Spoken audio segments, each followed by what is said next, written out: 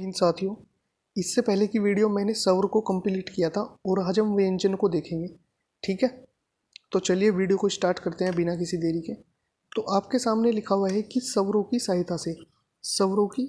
सहायता से बोले जाने वाली ध्वनियों को व्यंजन कहते हैं। ठीक है, तो जो ध्वनियाँ बिना स्वरों के हम जिनका उच्चारण नहीं कर सकते, ठीक है, हम व्यंजन को बिना स्वर के नहीं बोल सकते। जैसे आपके सामने लिखा मैंने कै, ठीक है, ये कै है।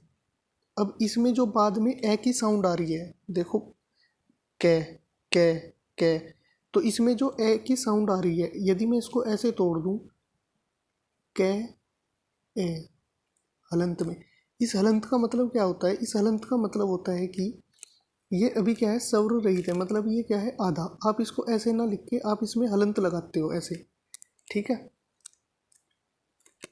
तो आप ये जो कै लिखा है, ये आप इसका उच्चारण इसमें बिना ए की साउंड के नहीं कर सकते। ठीक है, नहीं कर सकते। अगर मैं इसको ए स्वर ना दूं, आप इसका उच्चारण करके देखना, नहीं होगा। ठीक है, बिना ए की साउंड के नहीं होगा। यदि मैं इसको कोई और सा स्वर दे दूं, जैसे मैंने इसको ई दे दिया, ई, अब आप इसका उच्चारण कर लोगे, अब ये क्या बन जाएगा, की। तो क्या बना? कहने की बात यह है कि बिना स्वर के हम इसका उच्चारण नहीं कर सकते। ठीक है, तो चलिए अब आगे बढ़ते हैं। तो हमारी जो व्यंजन से जो डायरेक्ट क्वेश्चन बनते हैं वो मैंने यहाँ पे सब सामने लिखे हुए। ठीक है, व्यंजन, तो व्यंजन से हमारे जो डायरेक्ट क्वेश्चन बनेंगे, जैसे मूल संख्या, तो व्यंजनों की मूल संख्या कितनी है?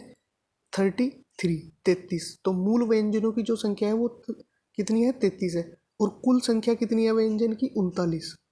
कुल व्यंजन कितने हैं? 39। और इसके जो भेद है, भेद कितने हैं? 3। एक स्पर्श व्यंजन, डायरेक्ट पूछेगा कि व्यंजन के कितने भेद है, तो 3 भेद है। स्पर्श व्यंजन, एक अंतस्थ व्यंजन, एक उष्म व्यंजन। और जो हमारे व्यंजन है वो सारे हैं क्या? तो हमारे जो सारे व्यंजन है वो क्या है? पुल्लिंग है। ठीक है, पुल्लिंग है। तो अब ये देखो, मूल संख्या जो इसकी 33 लिखी है मैंने, कैसे कैसे बनती है, और ये 39 जो कुल संख्या है, कैसे कैसे। तो जो हमारे स्पर्श व्यंजन है ये कितने होते हैं बाबू? ये होते हैं 25। स्पर्श व्यंजन हमारे 25 होते हैं। अंतस्थ व्यंजन हमारे 4 हो। अंतस्थ व्यंजन कितने? 4। ये रह ले वे। उसमें व्यंजन जो हमारे हो ये भी 4 ही हो। तो मूल संख्या जो होगी, मतलब व्यंजन के कितने भेद थे? 3। तो इन तीनों के जब हमने जोड़ दिए तो कितने बैठे? ये बैठ के 33 हमारे। ठीक है, इसलिए मूल संख्या है। अगर कुल की बात करें तो इसमें संयुक्त व्यंजन को भी जोड़ा जाता है। संयुक्त व्यंजन अक्षय, त्रय, यज्ञ, श्रय। ठीक है, ये 4। और द्विगुण व्यंजन डढ़ है। तो ये टोटल जब हम इनका जोड़ करेंगे तो कितने हो जाएंगे हमारे? 39 हो जाएंगे। तो अब स्पर्श व्यंजन है क्या ये?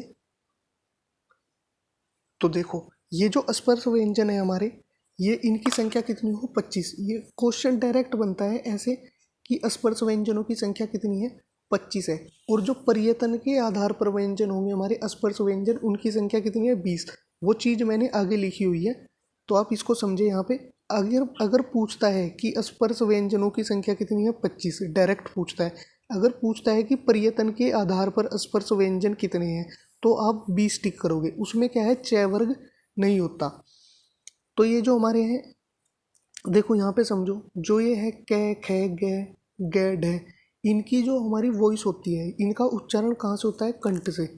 ठीक है, ये कंठ ध्वनियाँ हैं। अब इस चीज़ को आपको याद भी रखना है, क्योंकि इनसे यहाँ से क्वेश्चन बनते हैं। क्वेश्चन यहीं से बनते हैं ऐसे ही, कि कंठ ध्वनि बताओ क्या है। 4 ऑप्शन देगा, 4 में से 3 किसी और के दे देगा, जैसे एक मूर्धा का दे दिया, एक तालु का दे दिया, और एक ऑप्शन इनमें से फंसा देगा। तो ये हमारे जो कै वर्ग है, इसको क्या बोलते हैं? कै वर्ग। कै वर्ग में 5 हमारे ये व्यंजन आए। ठीक है, ऐसे ही हमारा चय वर्ग है। चय वर्ग में चय, चय, छय, जय, जय, ऐ है।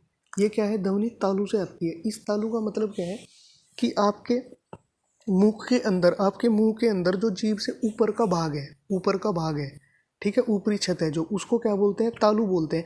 इसकी जो जब हम ध्वनि इसकी बोलते हैं तो जो हमारी जीभ हो वो सामने कहाँ दांतों में लगती है, ऊपर की तरफ, ऊपर ही दांतों में लगती है। तो इसको बोल के देखना च च, तो जीभ कहाँ जाएगी इस वॉइस को बोलते टाइम, आपकी जो दांत है हमारे ऊपर वाले उनमें उन पे लगेगी, ठीक है। तो ये तालु।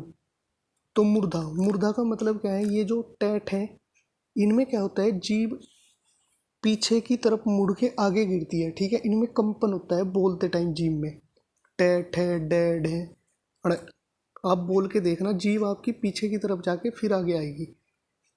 तो मैं बार बार इस चीज़ को बोल रहा हूँ कि यहाँ से डायरेक्ट क्वेश्चन बनते हैं, आपको ये चीज़ याद कर लेनी है, इनको याद करने में कोई इतनी बड़ी प्रॉब्लम नहीं है, ठीक है। फिर दंत, और इसका क्रम भी पूछा जाता है, क्रम इसका मैं अभी एक क्वेश्चन बताऊंगा आपको कैसे बनता है इसमें। तो दंत, दंत का मतलब है कि जिन वॉइस को बोलने में दांत का जब प्रयोग होगा, जैसे तय तय, आपके जो दांत है दोनों दांत ऊपर के भी और नीचे के भी वो क्या होंगे, जब आप इन वॉइस को बोलेंगे तो वे आपस में मिलेंगे, ठीक है। तय थ द ध न। फिर ओष्ठ, मतलब ये ऐसी वॉइस है इनमें आपके होठ पै फै, ये होठ आपके दोनों मिलेंगे आपस में इनको बोलते टाइम, पै फै बै भै मैं, मतलब ओष्ठ का प्रयोग होगा, ठीक है। अब इसको वर्ग भी बोला जाता है। कितने वर्ग हुए, 5 वर्ग, कै वर्ग पूरा, च वर्ग पूरा, ट वर्ग पूरा, तय वर्ग पूरा और पै वर्ग पूरा। तो 5 वर्ग हुए। अब इस पे इसको अस्पर्श व्यंजन को किस किस नाम से पूछा जाता है, मैंने वो भी लिखा हुआ है। स्पर्श व्यंजन को एक उदित के नाम से पूछा जाता है, उदित व्यंजन। एक वर्गीय व्यंजन, वर्गीय व्यंजन इस वर्ग के कारण इसका नाम आया, ठीक है। अब क्वेश्चन यहाँ से बनता कैसे है, देखो इससे 2-3 टाइप के क्वेश्चन बनते हैं।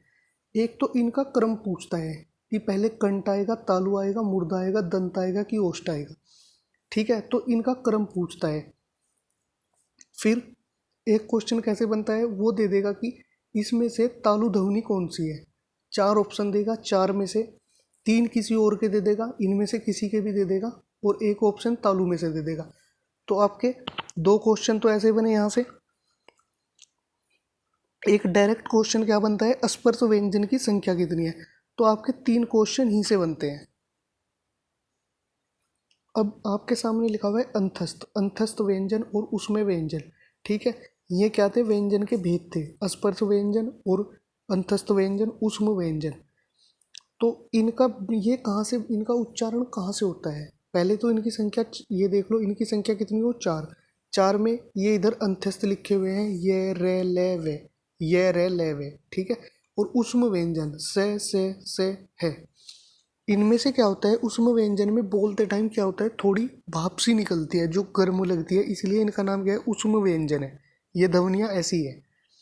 तो इनका उच्चारण स्थान कहाँ से है, यह और स का उच्चारण स्थान जो है वो कहाँ से है, तालव्य से है, तालव्य से है, ठीक है। रे, रे का आप देख रहे मुर्दा है ये, एक दंत, वह कैसी ध्वनि है, दंत ओष्ठ, मतलब ये दंत और ओष्ठ का इसको बोलने में प्रयोग होगा।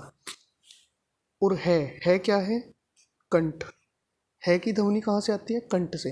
अब जो मैंने वहाँ पे लिखा था कि 4 संयुक्त व्यंजन को भी जोड़ा गया कुल व्यंजन बनाने के लिए,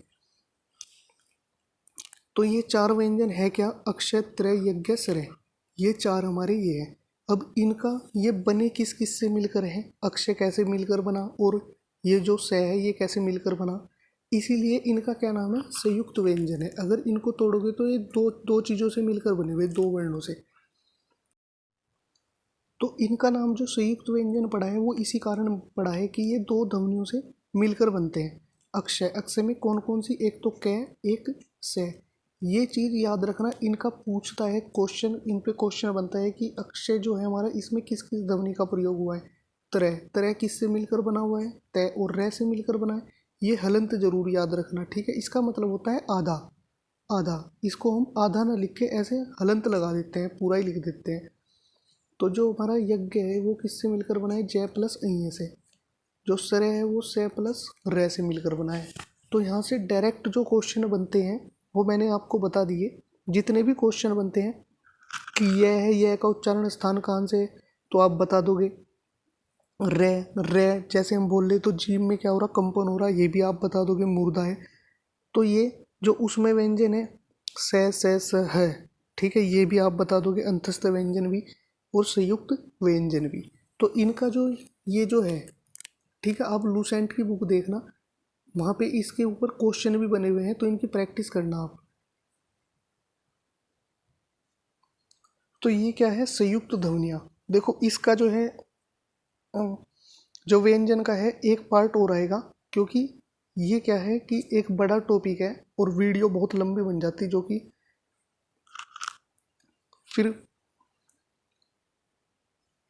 फिर ऐसे लोग देखते नहीं यार, ठीक है। तो चलिए, तो देखो संयुक्त ध्वनियाँ, संयुक्त अक्षार ध्वनियाँ, संपृक्त ध्वनि एक है, द्वितव और युग्मक ध्वनियाँ। ये ध्वनियाँ हैं जो यहाँ से क्वेश्चन कैसे कैसे बनते हैं। एक वर्ड दे देगा, ठीक है, एक वर्ड दे देगा, जैसे आपको उसने 4 वर्ड दे दिए और पूछ लेगा कि संयुक्त अक्षार ध्वनि का कौन सा शब्द है। तो जैसे एक वर्ड ये लिखा हुआ है आपके सामने गलानी, एक शब्द लिखा हुआ है, तो इसको तोड़ते कैसे हैं, देखो ये क्या है, ग, ये आधा था, ये आधा ग है, इसलिए इसको इसके नीचे क्या करा, हलंत लगा दी गई, फिर ले हलंत लगा दी, आधा कर दिया, आ की मात्रा ऐसे प्लस में आ गई। तो इसको ऐसे ऐसे तोड़ते हैं, ठीक है, इनके स्वर अलग हो जाएगा और क्या होगा, व्यंजन अलग हो जाएंगे। तो अब यहाँ से इसकी परिभाषा क्या बनेगी संयुक्त अक्षर ध्वनि की। तो परिभाषा बनेगी इसकी कि जब दो व्यंजन दो वर्णों का उच्चारण क्या हो, एक, देखो ये था गलानी, गलानी, तो इसका जो उच्चारण हो रहा है, ये दो जो हमारे वर्ण हैं, ये एक ग एक लय, इसका जो उच्चारण हो रहा है वो इस वर्ण की सहायता से हो रहा है, केवल एक स्वर की सहायता से हो रहा है। तो परिभाषा क्या बनती है कि जब, तो परिभाषा बनी कि जब दो वर्णों का उच्चारण एक स्वर की सहायता से हो, तो उस ध्वनि को क्या बोलते हैं, संयुक्त अक्षर ध्वनि बोलते हैं। अब दूसरी पे आओ, संपृक्त ध्वनियाँ, संपृक्त ध्वनियाँ। तो मैंने एक वर्ड यहाँ पे लिया संबल, तो से, इससे मैंने क्या करा, ऐसे ही इनको सबको तोड़ दिया, तो से हलंत में तोड़ दिया, ठीक है, ए अलग कर दिया मैंने इससे, मैं में तो ए है ही नहीं यहाँ पे, ये पहले ही आधा लिखा हुआ, तो इसलिए ए नहीं आएगा। तो यहाँ पे आप एक चीज़ नोटिस कर रहे होंगे कि ये और ये, तो इसकी एक परिभाषा क्या बनती है कि जब भी दो समान स्वर के बीच में दो अलग अलग वर्ण आ जाए, तो वो कौन सी ध्वनि है, संपृक्त ध्वनि है, ठीक है। एक आपके सामने लिखा हुआ द्वितव या युग्मक ध्वनि, ठीक है। तो एक ये शब्द था दिल्ली, इसको मैंने तोड़ दिया द प्लस ई, ऐसे मैंने इसको छोटे छोटे इसमें तोड़ दिया, मतलब स्वर को अलग कर दिया यहाँ से और व्यंजन को अलग कर दिया मैंने।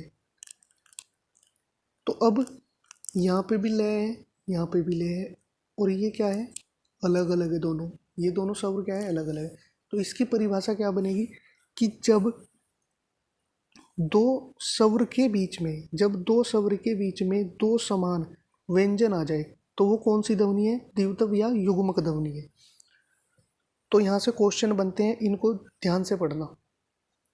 अब आपके सामने ये लिखा हुआ है, इस है को क्या क्या बोला जाता है, क्या क्या इसको बोलते हैं, ठीक है, कैसे कैसे क्वेश्चन बनेंगे, तो वो मैंने सारे यहाँ पे लिखे हुए, ये आपके सामने है लिखा हुआ। तो यही क्या है, आपकी कंठ ध्वनि है, ये मैंने अभी पढ़ाया भी है उष्म व्यंजन में, ठीक है, उष्म व्यंजन ये पढ़ाया भी है अभी। संघर्षी व्यंजन भी इसको बोलते हैं, ये पर्यटन के आधार पर संघर्षी व्यंजन है, मैं आपको वहाँ पे आगे बताऊँगा। उसमें संघर्षी व्यंजन, महाप्राण, ये महाप्राण, अल्पप्राण, ये हम आगे पढ़ेंगे, आगे का टॉपिक है। इसको शहीद वर्ण भी बोलते हैं, शहीद वर्ण, सघोष अघोष, ये हम आगे पढ़ेंगे, सघोष अघोष, और ये अल्पप्राण और महाप्राण, ठीक है। एक है काकल वर्ण, इसको ये भी बोला जाता है, एक है सव्र यति वर्ण, एक है हृदयवर्णी। तो ये जो है केवल है क्या नहीं है, ये है जो है अघोष नहीं है, जो आपका है वो क्या है, अघोष नहीं है, ठीक है, वो क्या है, सघोष है, सघोष है, ये लिखा हुआ देखो, ठीक है केवल क्या नहीं है, अघोषणीय।